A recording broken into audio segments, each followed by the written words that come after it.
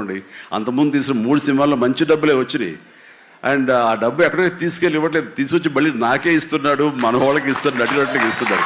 ఈ డబ్బు ఎక్కడికి పోదు.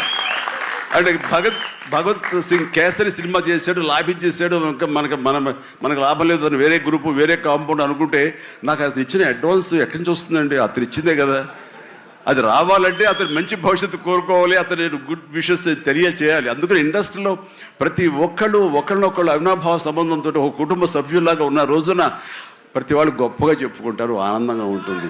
అదే అందుకనే ఆ ఆనందం పొందడం కోసంగా, ఆనందం ఇవ్వడం కోసంగా ఈ రోజున మన హీరో విశ్వక్షేణ్ నా దగ్గరకు వచ్చి అడగగానే సాహు గారు కూడా వచ్చారు. ఆ రోజున వచ్చినప్పుడు అటు సాహు నాకు తెలిసిన ప్రొడ్యూసర్, కావాల్సిన మనిషి, నా ఫ్యూచర్ సినిమా అతనే ప్రొడ్యూస్ చేస్తున్నాడు అనిల్ రావిపూడి గారితో. అండ్ డెఫినెట్గా వస్తాను, అయితే ఏ రోజు అనేది ఒక్క నాకు ఇవ్వండి అని చెప్పేసి టైం తీసుకుని 24 అవర్స్ తర్వాత ఇది చేయడం జరిగింది. అండ్ మరి ఐ థింక్ ఆ మధ్యలో ఎవరు ఏవి ఇక ఆ కాంపౌండ్ ఈ కాంపౌండ్ అంటారని నేను అనుకోను. ఇక ఒకటే కాంపౌండ్ అంతే ఇండస్ట్రీది, దట్స్ ఇట్.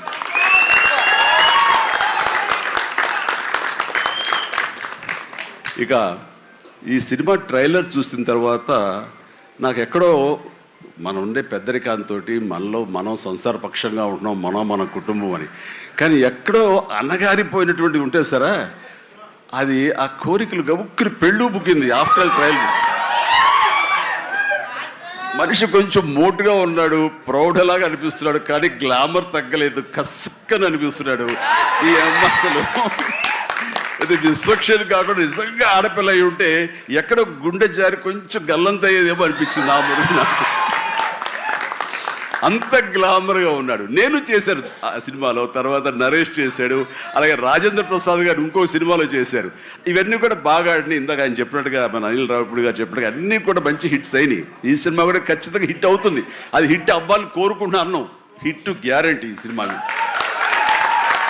అంటే ఒక హీరో అంత రగ్గడగా, అంత టఫ్గా, అంత మొరటుగా ఉండే మాస్ మనిషి అంత నాజుగ్గా నవనవలాడుతూ ఛాన్స్ దొరికి పక్కన ఉండుంటే కనుక బుగ్గ కొరికే అనిపించే అంత ఫీలింగ్ ఉంది. అంటే అండ్ డెఫినెట్లీ ప్రతి వాళ్ళు ఆ కోరిక తీర్చుకోవడం కోసంగా, చూసుకుంటూ ఉండడం కోసంగా వెళ్తారని అనుకుంటున్నారు. ఖచ్చితంగా వెళ్తారు, ఆనందిస్తారు.